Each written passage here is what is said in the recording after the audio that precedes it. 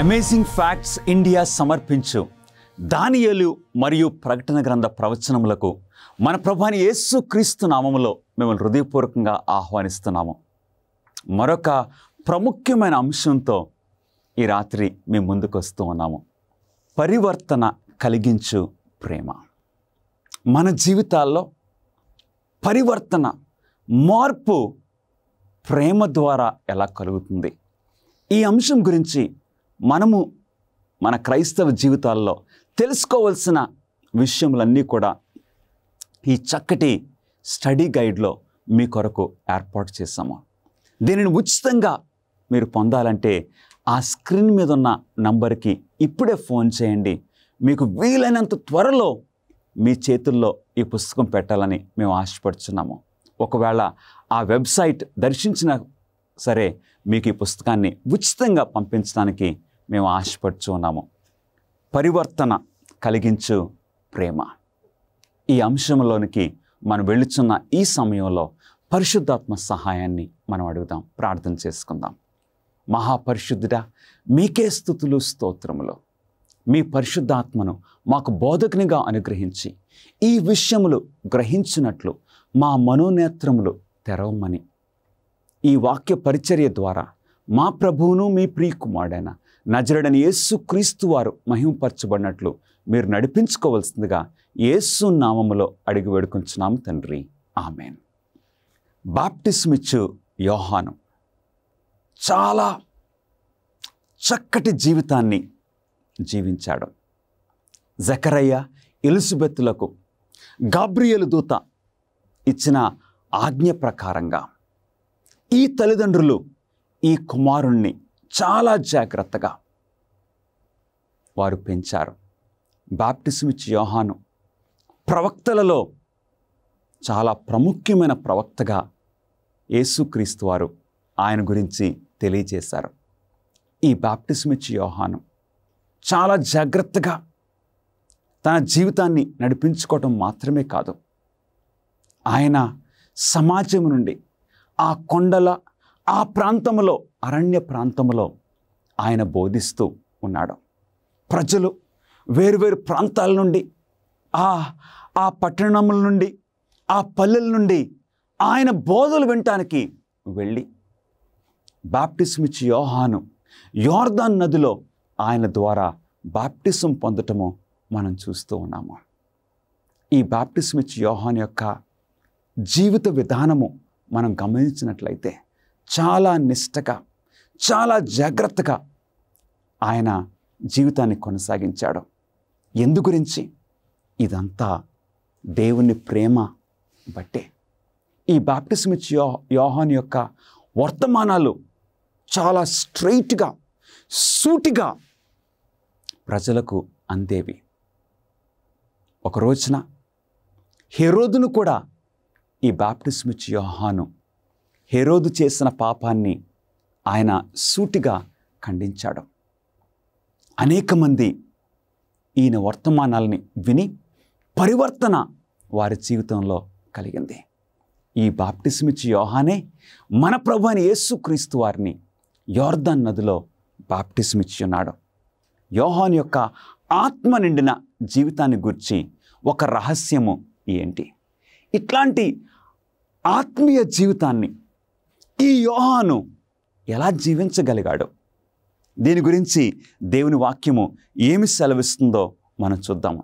లూకాసు వార్త 3వ అధ్యాయము 16వ వచనములో, యోహాను అను నేను నీళ్లలో మీకు బాప్టిజం ఇచ్చుచున్నాను, అయితే నాకంటే శక్తిమంతుడొకడు వచ్చుచున్నాడు, ఆయన చెప్పుల వారును విప్పుటకు నేను పాత్రుడను కాను. ఆయన ఆత్మీయ జీవితానికి రహస్యము ఏంటండి? రహస్యం ఏంటంటే తన తగ్గింపు జీవితము.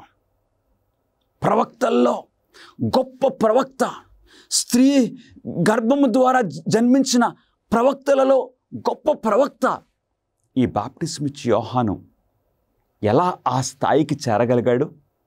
ఆయన తగ్గింపు స్వభావము. అన్ని విషయాల్లో ప్రభువైన యేసుక్రీస్తు వారిని హెచ్చించటమే ఈ బాప్టిజం ఇచ్చే యోహాను నేర్చుకున్నాడు. ఇక్కడ ఏమంటున్నాడు? నేనైతే మీకు నీళ్లలో బాప్టిజం ఇస్తున్నాను, కానీ నా వెనక నాకంటే శక్తిమంతుడు వచ్చుచున్నాడు. ఎవరి గురించి మాట్లాడుతున్నాడు? మన ప్రభువైన యేసుక్రీస్తు వారి గురించి. ఆయన చెప్పులు వారును విప్పుటకు నేను పాత్రుడను కాదు. అంటే అన్ని విషయాల్లో మన ప్రభువైన యేసుక్రీస్తు వారిని హెచ్చించటము, తన తగ్గింపు జీవితాన్ని మనం చూస్తూ ఉన్నాము. యోహాను సువార్త 3వ అధ్యాయము 30వ వచనంలో ఈ బాప్టిజం ఇచ్చే యోహాను ఒక గంభీరమైన స్టేట్మెంట్ చేశాడు. ఏమని?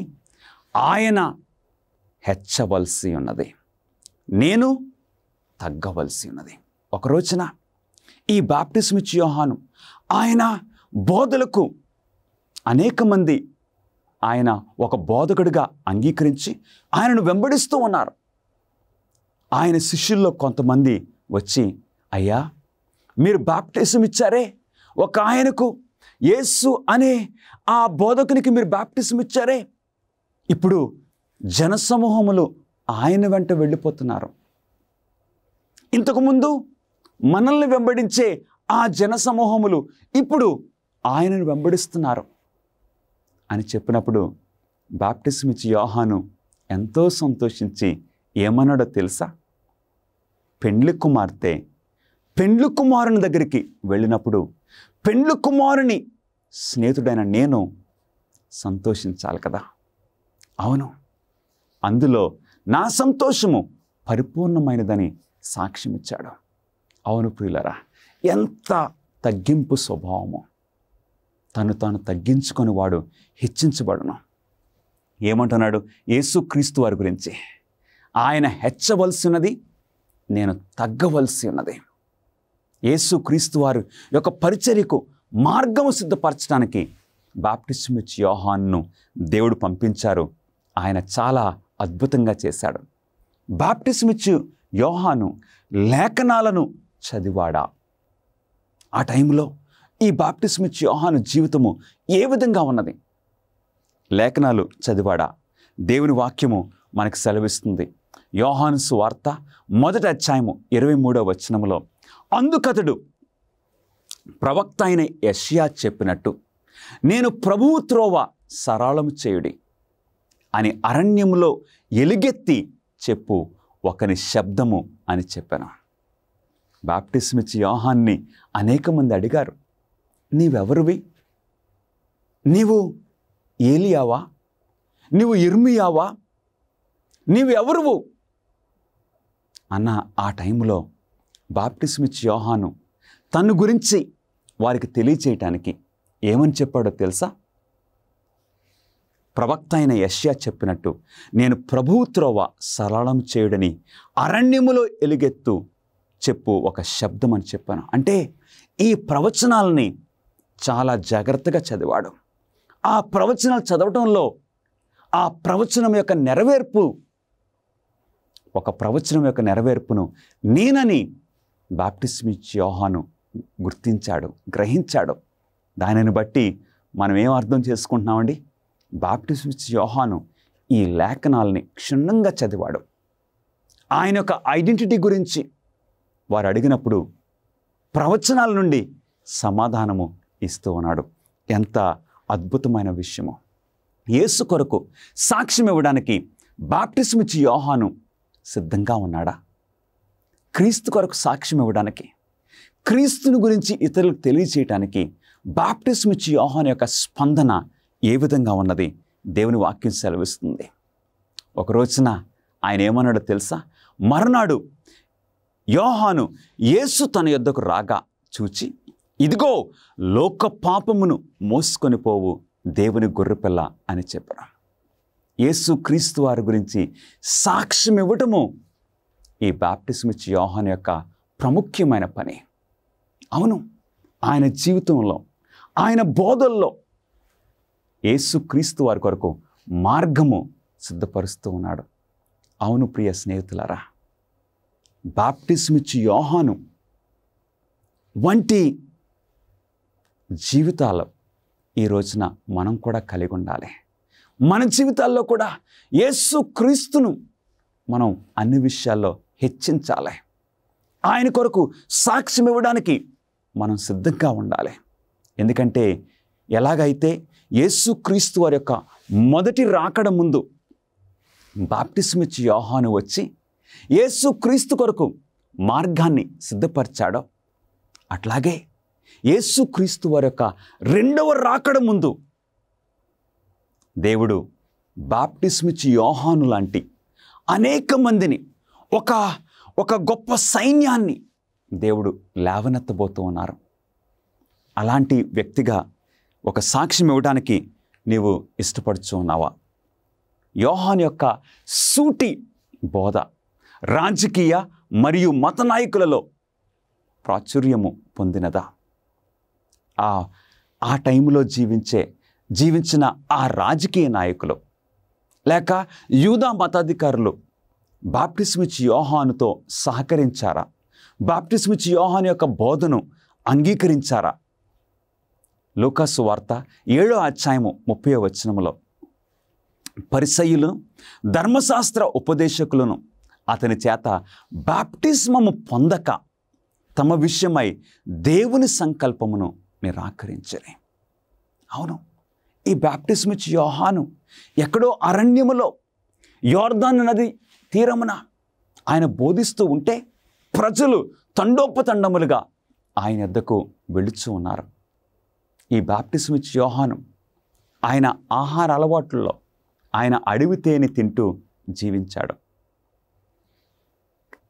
బాప్టిస్మ్ ఇచ్చి యోహాను యొక్క వస్త్రాలు, ఆయన ఆ చర్మము, తర్వాత ఈ సాధారణమైన వస్త్రాలు ధరించుకొని అరణ్యములో బోధిస్తుంటే ప్రజలు తండోపతండములుగా వెళ్ళారు.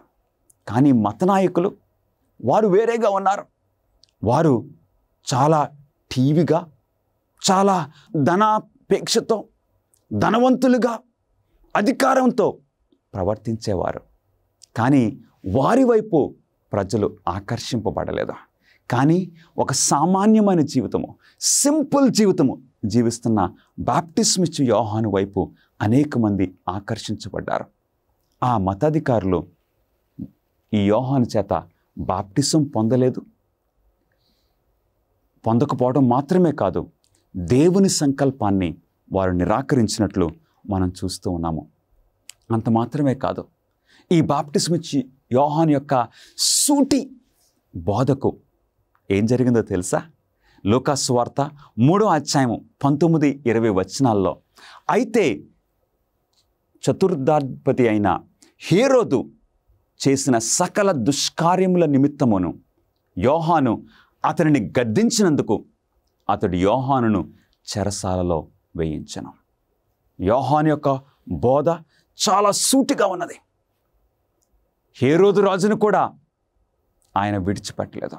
ఎందుకంటే పాపం చేసిన వారిని సూటిగా ఖండించాడు. అందుగురించి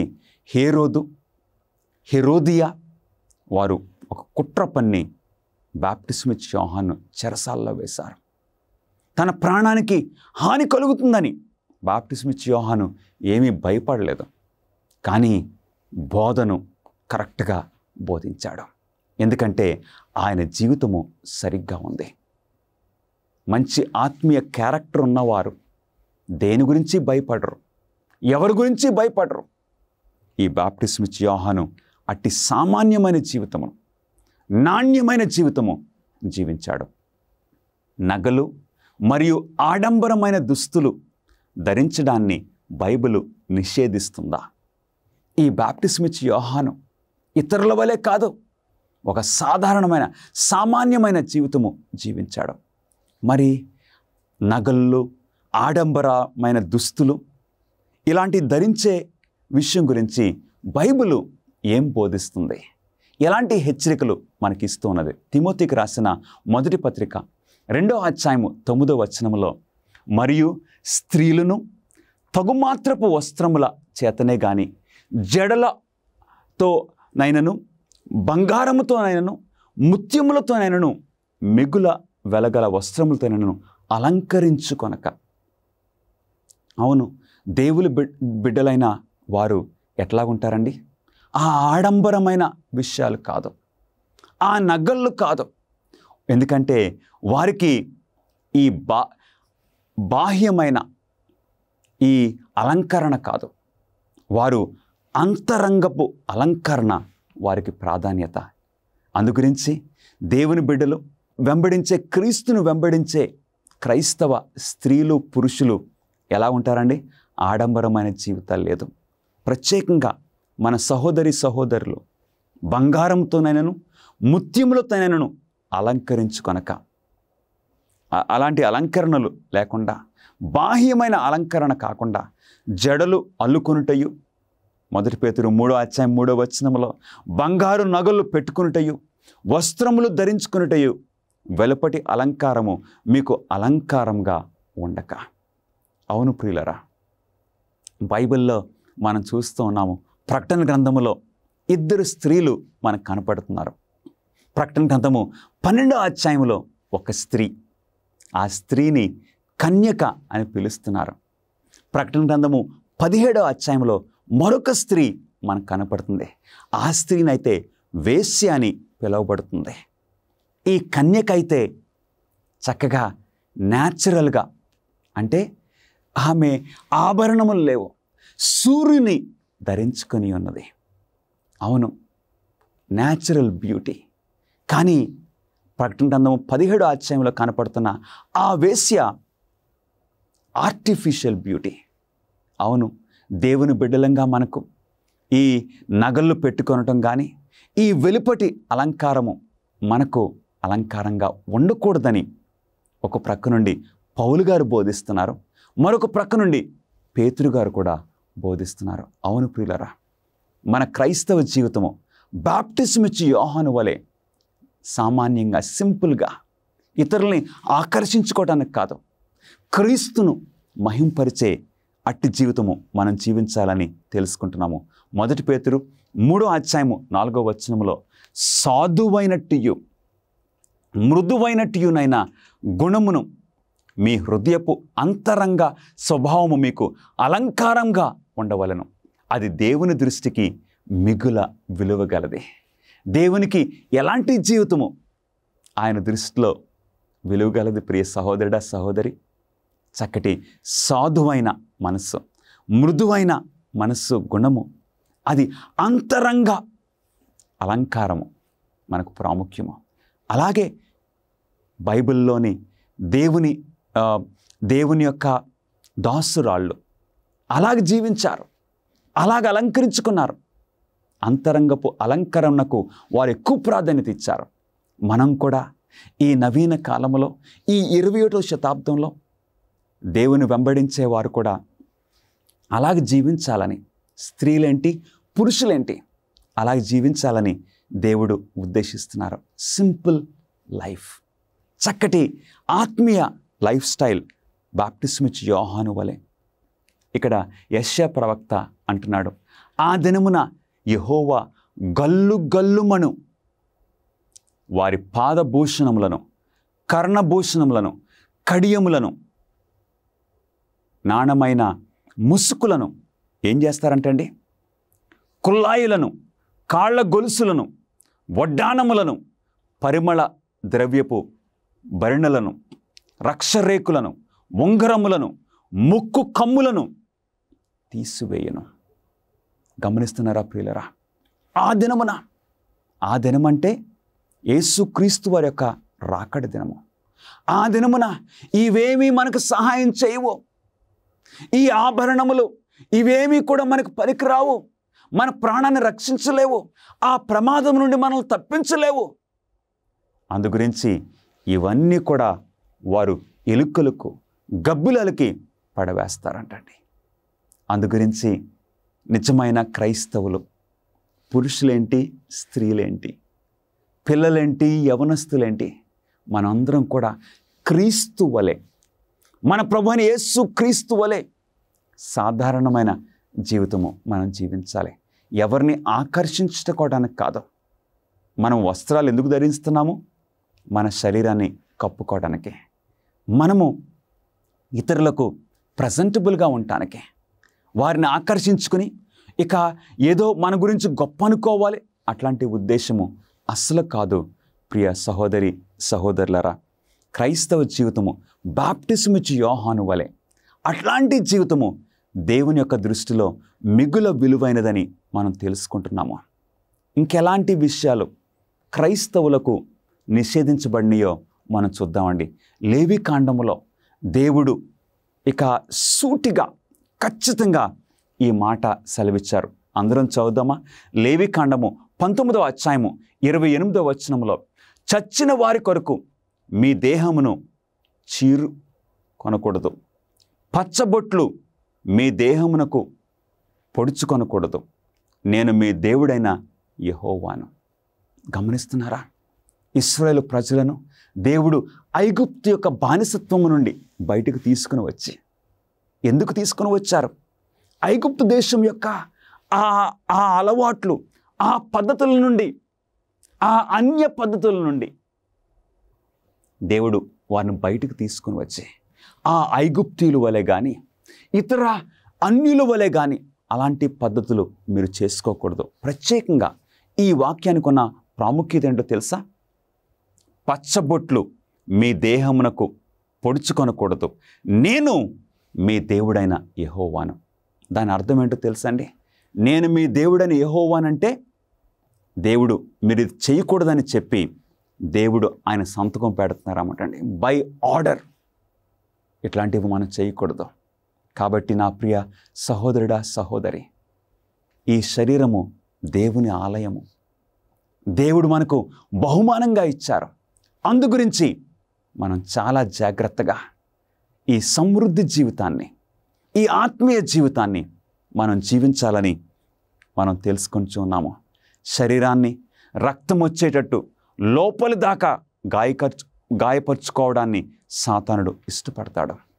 కొంతమంది ప్రజలు వారి యొక్క జీవితాన్ని, వారి యొక్క శరీరాన్ని ధనం కోసం లేక ఇంకా వేరే విషయాల కోసం వారి శరీరాన్ని గాయపరుచుకోవటం, అట్లాగా కొంతమంది స్త్రీలు, యవనస్తులు ఒక బ్లేడ్ తీసుకుని వారి శరీరాన్ని కోసేసుకోవటం, ఇవన్నీ దేవునికి హేయమైన విషయములు.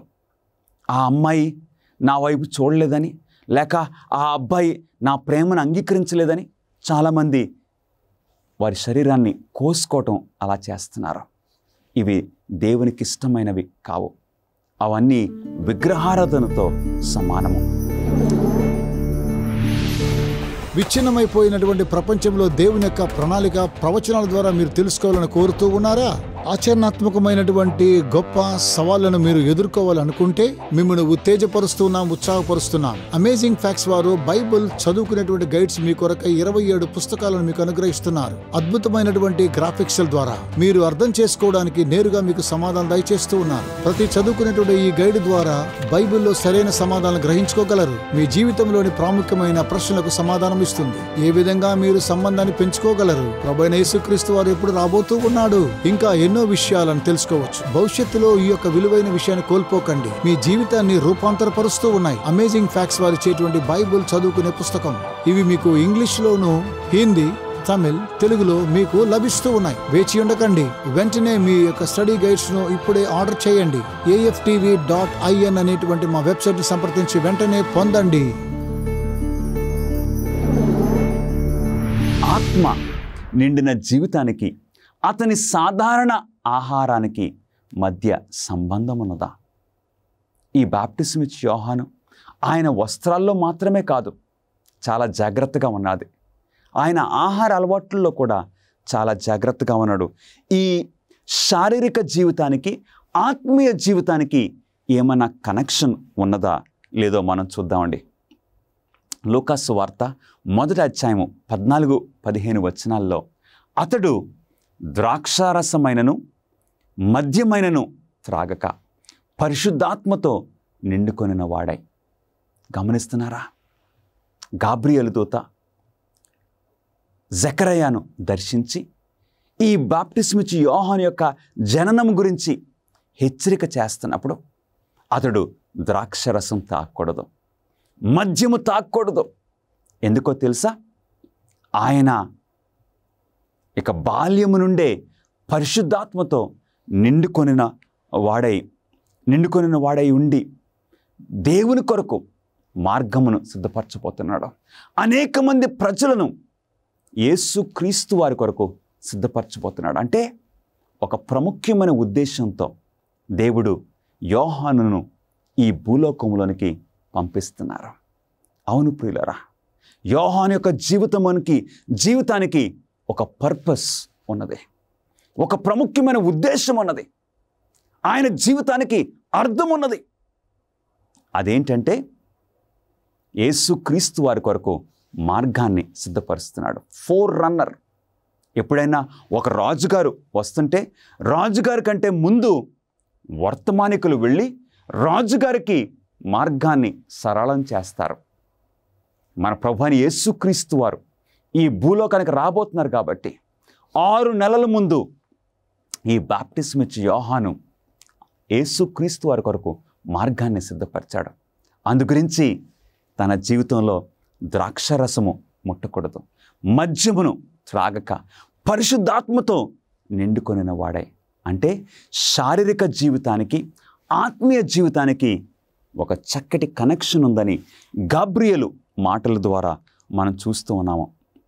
మనము తిని త్రాగే వాటి గురించి దేవుడు ఎందుకు శ్రద్ధ చూపిస్తున్నాడో, ఎందుకు శ్రద్ధ చూపిస్తున్నారో మనం చూద్దాం ప్రియులరా.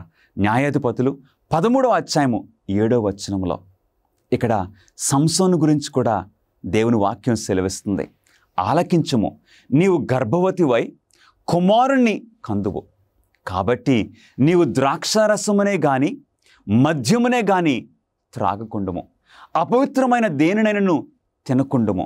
ఆ బిడ్డ గర్భమున పుట్టినది మొదలుకొని చనిపో వరకు దేవునికి నాజీరు చేయబడిన వాడై ఉండును. గమనిస్తున్నారా? బాప్టిజం ఇచ్చే యోహాను వలె పాత నిబంధనలో దేవుడు సంసోనును ఎన్నుకున్నారు.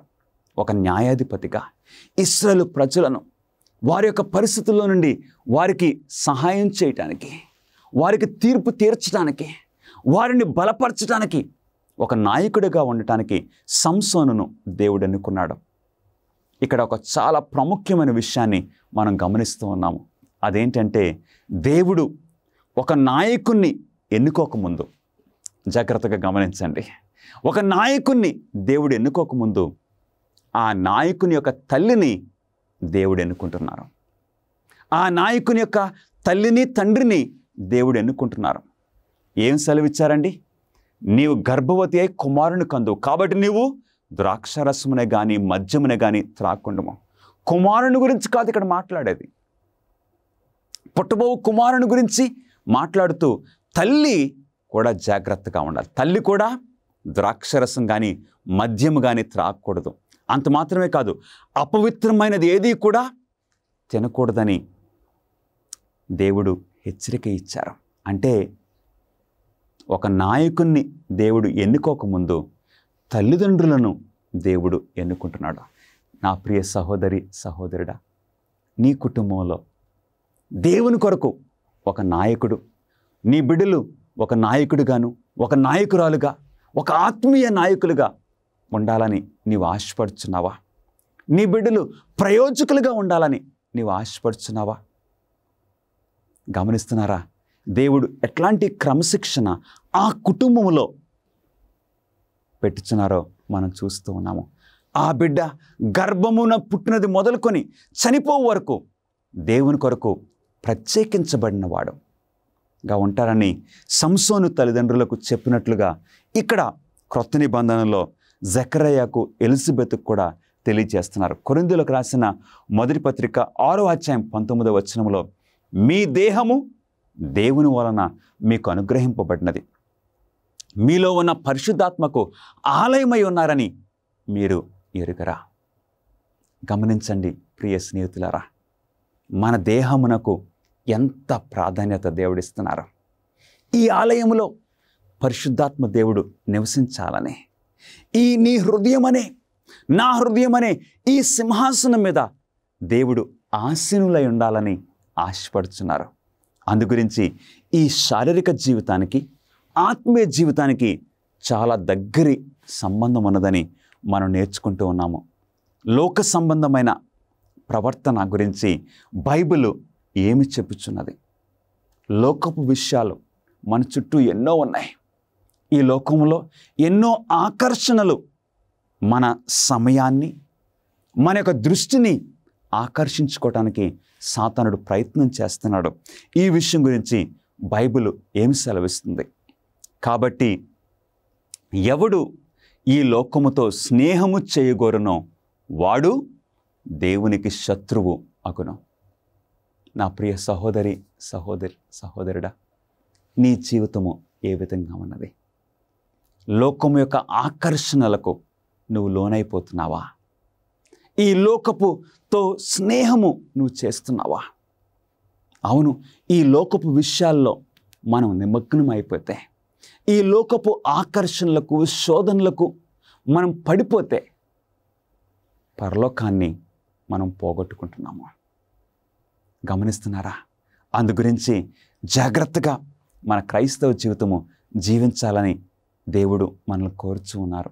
2 కొరింథీ 6వ అధ్యాయము 17-18 వచనాల్లో మీరు వారి మధ్య నుండి బయలువెడలి ప్రత్యేకంగా ఉండుడి, అపవిత్రమైన దానిని ముట్టకూడదని ప్రభువు చెప్పుచున్నాడు, మరియు నేను మిమ్మును చేర్చుకుందును. అపవిత్రమైన అలవాట్ల నుండి మనం దూరంగా ఉండాలని దేవుడు ఆశపడుచున్నారు. అందుకే దేవుని ప్రజలు ఒక ప్రత్యేకమైన జీవితము జీవించాలని దేవుడు ఆశపడుతున్నారు. మనము యేసుక్రీస్తు వారి యొక్క 2వ రాకడ ముందు మనం జీవిస్తున్నాము. ఒక ప్రత్యేకమైన జీవితము మనం జీవించాలి. మన కుటుంబాలు చాలా ప్రత్యేకపరచబడిన జీవితాలు మనం జీవించాలి. లోకుల వలె మనం కాదు.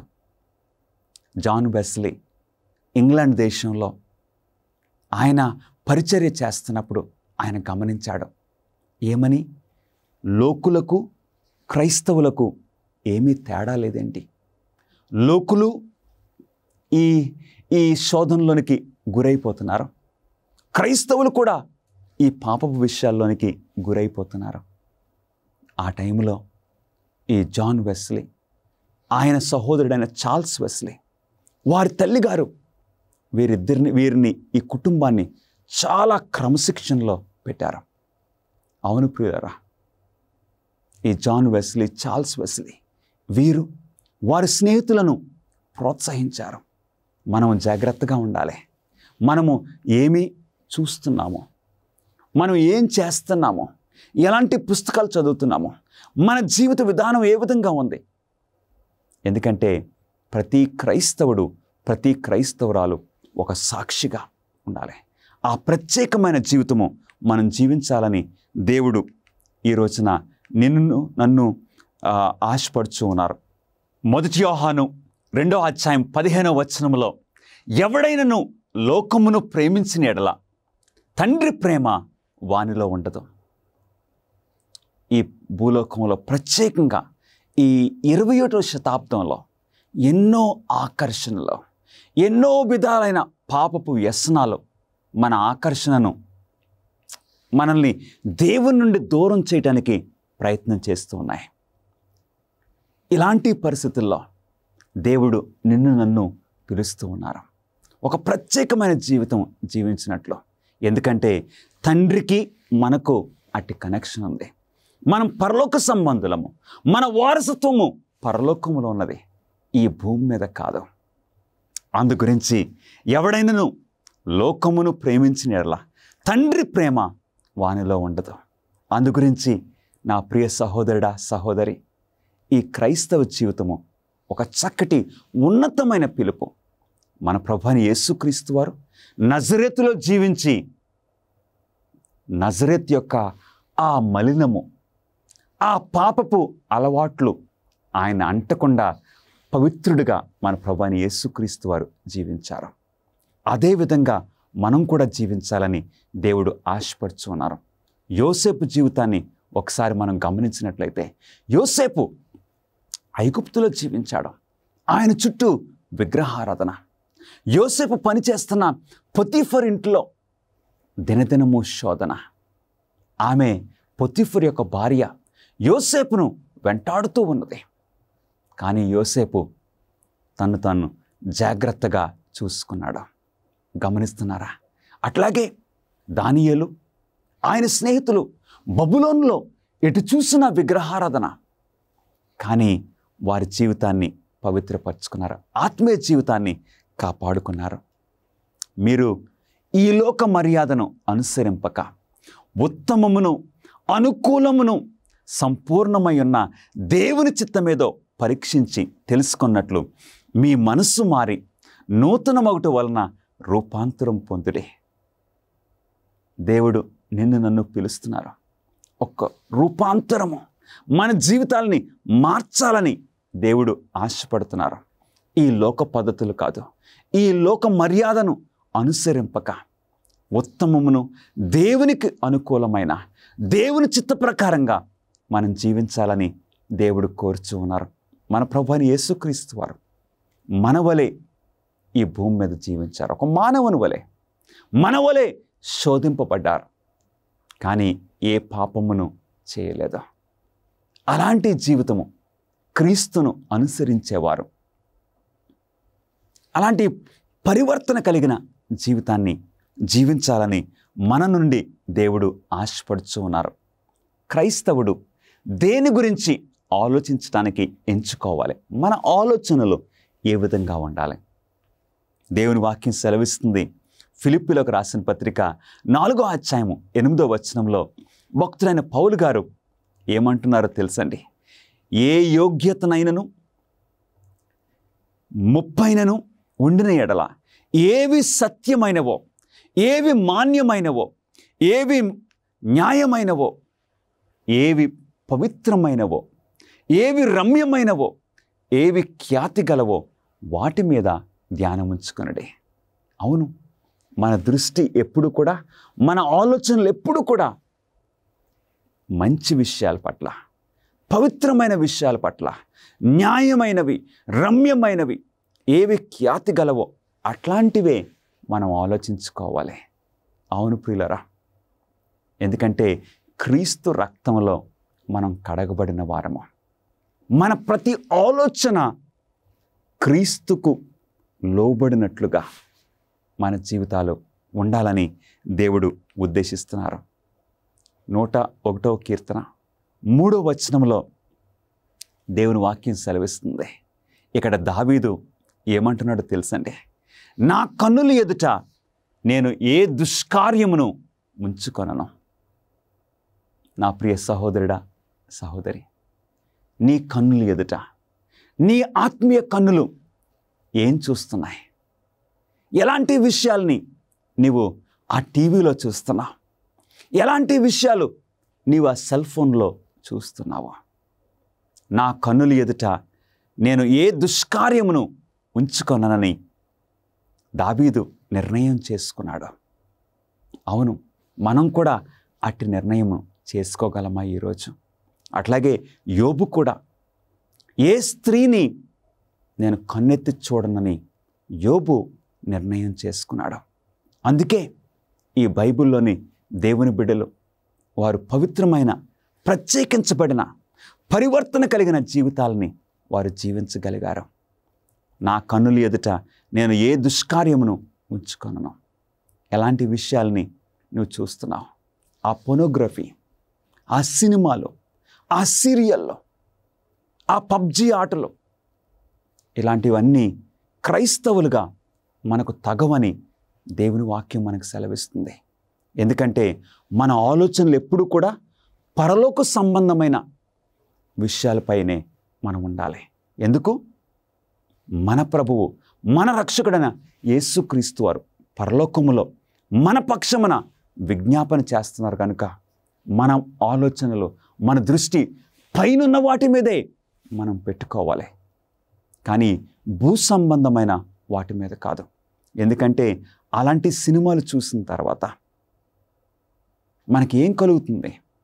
అలాంటి సీరియళ్ళు చూసిన తర్వాత ఆ చెడు ఆలోచనలో, ఇక అట్టి అనుమానాల్లో, భయంతో నిండిపోయిన జీవితాల్లో ఆ సినిమాల్లో చూసి, లేక ఆ సీరియల్లో చూసి అనేక మంది యవనస్తులు ఆ అలవాట్లు చేసుకుని వారి జీవితాలని పాడు చేసుకుంటున్నారు, వారి కుటుంబ జీవితాలని పాడు చేసుకుంటున్నారు. అందుగురించే నీవు ఈ రోజున, నా ప్రియ కుమారుడా, నా ప్రియ కుమార్తె, ఈ రోజున నీవు చెప్పగలవా, నా కన్నుల ఎదుట నేను ఏ దుష్కార్యమును ఉంచుకొనను, ప్రభువా నా జీవితాన్ని నీ చేతుల్లో పెడుతున్నానని నీవు చెప్పగలవా? నిజమైన క్రైస్తవుడు ఏ రకమైన సంగీతాన్ని విని ఆనందిస్తాడు? ఇప్పుడు మనం ఎలాంటి సంగీతాన్ని వినొచ్చు? మన కన్నుల ముందు జాగ్రత్తగా మన క్రైస్తవ జీవితాలు సరిచేసుకోవాలి. మన కన్నుల విషయంలో, మన ఆలోచనల విషయంలో మనం చూసాం. ఇప్పుడు ఎలాంటి విషయాలు ఈ చెవుల ద్వారా మనం వినొచ్చు? కీర్తనలు 40వ కీర్తన 3వ వచనంలో, తనకు స్తోత్ర రూపమగు క్రొత్త గీతమును మన దేవుడు నా నోట నుంచెను. అవును, ఎలాంటి విషయాలు మనం వినాలి? ఎలాంటి సంగీతము మన శరీరానికి, మన ఆత్మీయ జీవితానికి సహాయపడుతుంది? స్తోత్ర రూపమగు సంగీతము అంటే క్రైస్తవ సంగీతము. క్రైస్తవ సంగీతం అంటే ఎలాగుండాలి? 1 సమూయేలు 16వ అధ్యాయము 23వ వచనంలో, దేవుని యొద్ద నుండి దురాత్మ వచ్చి సౌలును పట్టినప్పుడల్లా దావీదు సితారా చేత పట్టుకొని వాయింపగా, అంటే సౌలు జీవితంలో సౌలు ఇక సాతానుడికి అమ్ముడైపోయాడు. అందుకే ఆ దురాత్మలు సౌలును వేధిస్తూ ఉన్న ఆ టైంలో పిచ్చివాడిగా సౌలు ప్రవర్తిస్తున్నాడు, చిరాకు పడిపోతున్నాడు. ఇలాంటి పరిస్థితుల్లో సౌలు యొక్క సేవకులు ఏం చేశారో తెలుసండి? దావీదును పిలిపించారు.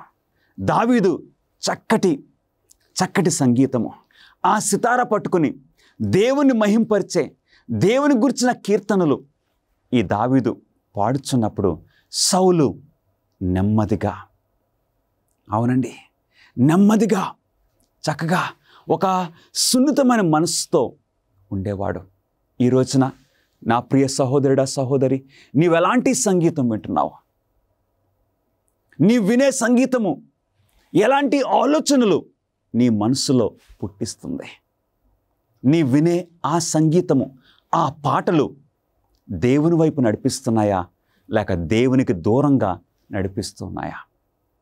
ఎందుకంటే సంగీతాన్ని ఎవరు నడిపిస్తున్నారో తెలుసండి? సాతానుడు. మంచి సంగీతం ఉంది, సాతాను సంగీతం కూడా ఉంది. ఎందుకంటే పరలోక రాజ్యములో వాడు లూసిఫర్గా పరలోకములో ఉన్నప్పుడు పరలోకపు ఆ దేవదూతలను సంగీతంలో నడిపించే ఆ బాధ్యత దేవుడు సాతానుకి ఇచ్చారు, లూసిఫర్కి ఇచ్చారు. అందుకే ఈ రోజున ఇట్టి సంగీతము, ఆ రాక్ మ్యూజిక్ అని, పాప్ మ్యూజిక్ అని, ఆ ఆలోచనల ద్వారా ఎంతోమంది ఆ సంగీతాన్ని విని ఆత్మహత్యలు చేసుకుంటున్నారు. వారు కలహములు పెట్టుకుంటున్నారు, లేక ఈ లైంగిక సంబంధాలకి ఆ స్త్రీలు వెనక, ఆ పురుషుల వెనక వెళ్ళిపోతున్నారు. నీవు వినే సంగీతము ఏ విధంగా ఉంది? ఈరోజు మన జీవితాలని దేవుడు సరిచేయాలని, మన జీవితాల్లో పరివర్తన తీసుకొని రావాలని దేవుడు ఆశపడుతున్నారు. దావీదు ఆ చక్కటి సంగీతాన్ని వాయించినప్పుడు దురాత్మ అతనిని విడిచిపోయెను, అతడు సేద తీరి బాగాయను. అవును, ఈ ఇహలోక సంగీతాన్ని, సాతాను యొక్క సంగీతాన్ని మనం వింటూ ఉంటే మన మైండ్స్ ఎవరు కంట్రోల్ చేస్తారండి? సాతానుడు కంట్రోల్ చేస్తాడు.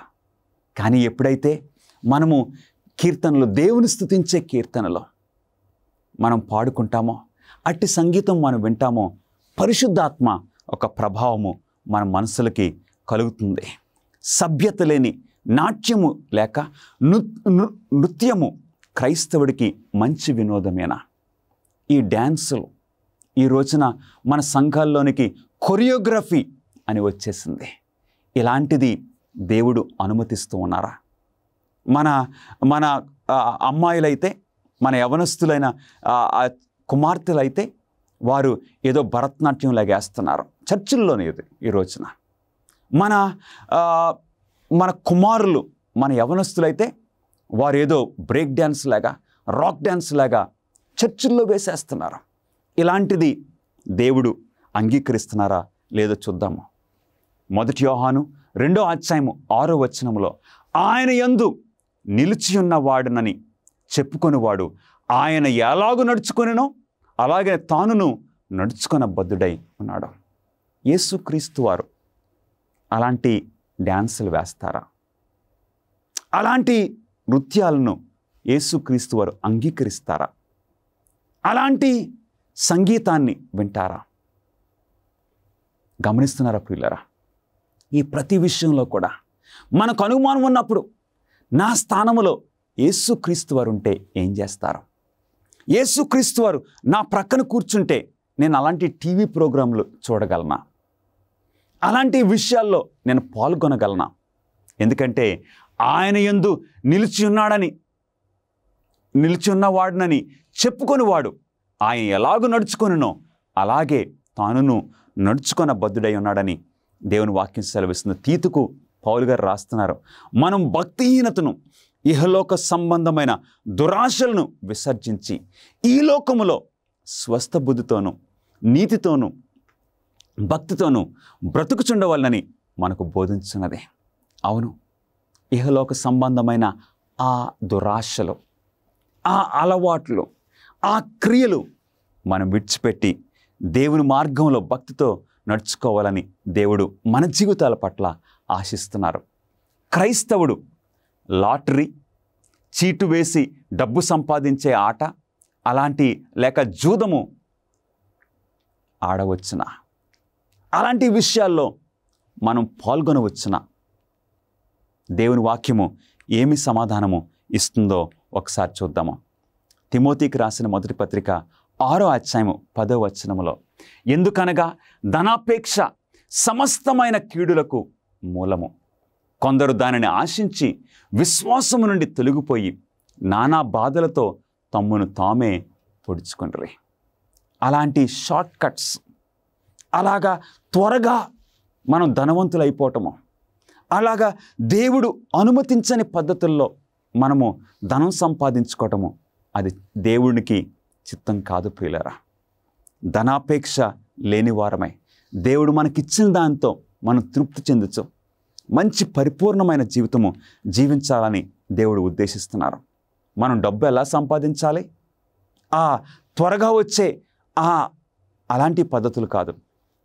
తెస్సలోనికి రాసిన 2వ పత్రిక 3వ అధ్యాయం 10వ వచనములో, ఎవడైనను పని చేయనొల్లని ఎడల వాడు భోజనము చేయకూడదని మీకు ఆజ్ఞాపించుతాము కదా.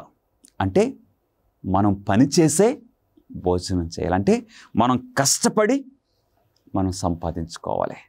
ఏదో లాటరీ ద్వారా లేక ఆ జూదం ద్వారా, ఆ పేకాట్లు అలాగా డబ్బులు సంపాదించడము అది దేవుడు పద్ధతి కాదు. మనం కష్టపడి మనము సంపాదించుకోవాలి, కరెక్ట్ పద్ధతుల్లో మనం చేసుకోవాలి. సామెతలు 28వ అధ్యాయము 20వ వచనములో, ధనవంతుడగుటకు అతురపడువాడు శిక్ష నొందకపోడు.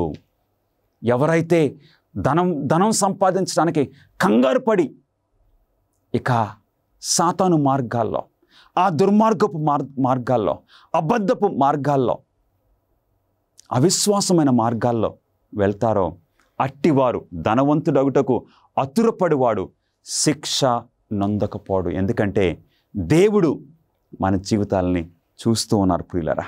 దేవుని బిడ్డలంగా మనము దేవుని మార్గంలో నడవాలి. నేడు దేవుని ప్రజల లక్ష్యము లేక గురి ఏమై ఉండాలి? దేని పట్ల మన దృష్టి ఉండాలి? దేవుని వాక్యం సెలవిస్తుంది. 1 యోహాను 3వ అధ్యాయము 21వ వచనంలో, మనం ఆయన ఆజ్ఞలను గైకొనుచు ఆయన దృష్టికి ఇష్టమైనవి చేయుచున్నాము. మన గురి ఎవరి మీద అండి? మన ప్రభువైన యేసుక్రీస్తు వారి మీద. ఆయన ఆజ్ఞలను గైకొనుచు ఆయన దృష్టికి ఇష్టమైనవి, మన దృష్టికి కాదు. ఎందుకంటే మన జీవితాలు క్రీస్తు రక్తంలో కడగబడ్డాయి. అవును, మనం క్రీస్తు రక్తంలో విమోచింపబడిన వారము. కాబట్టి క్రీస్తు వలె మనం జీవించాలి. ఆయన మన మాదిరి. కాబట్టి ఆయన ఆజ్ఞలు గైకొనుచు ఆయనకిష్టమైనవి మనం చేయాలి. ప్రసంగి 12:13లో, దేవుని యందు భయభక్తులు కలిగి ఉండి ఆయన కట్టడలను అనుసరించి నడుచుచుండవలెను, మానవ కోటికి ఇదియే విధి. దేవుడు పిలుస్తున్నారు ఈరోజు నిన్ను నన్ను. మన జీవితాల్లో అట్టి పరివర్తన, దేవుని ప్రేమిస్తున్నాం కాబట్టే ఆ ప్రేమ సంబంధమైన పరివర్తన మనకు కావాలి. ఈ పాఠంలో చర్చించిన జీవన శైలికి సంబంధించిన విషయాల్లో దేవునికి విధేయత చూపడాన్ని ఏది సులభం చేస్తుంది? ఇలాంటి జీవితము నేను ఎలా జీవించగలను? చాలా కష్టంగా ఉందేమో మనకు అనిపిస్తుంది. కానీ జీవించడానికి రహస్యం ఏంటో దేవుని వాక్యమే సెలవిస్తుంది. యేసుక్రీస్తు వారి యొక్క మాటల్లో మనం చూద్దాము. యోహాను సువార్త 14వ అధ్యాయము 15వ వచనంలో మన ప్రభువైన యేసుక్రీస్తు వారు నీతోటి నాతోటి ఏం చెప్పారో తెలుసా? ఆయన ఏం చెప్పుచున్నారో తెలుసా? మీరు నన్ను ప్రేమించిన ఎడల నా ఆజ్ఞలను గైకొందురు. ప్రేమ. మనం క్రీస్తును ప్రేమిస్తుంటే, హృదయపూర్వకంగా ప్రేమిస్తుంటే, ఆయన కొరకు దేనినైనా మనం విడిచిపెట్టుకోవడానికి ఇష్టపడతాం. ప్రేమతోటే. పరివర్తన కలిగించు ప్రేమ, లేక ప్రేమ పరివర్తనను మన జీవితంలో తీసుకొని వస్తుంది. మన జీవితాల్లో మార్పును తీసుకొని వస్తుంది. మనం ఆయన ఆజ్ఞలను గైకొనుటయే దేవుని ప్రేమించుట.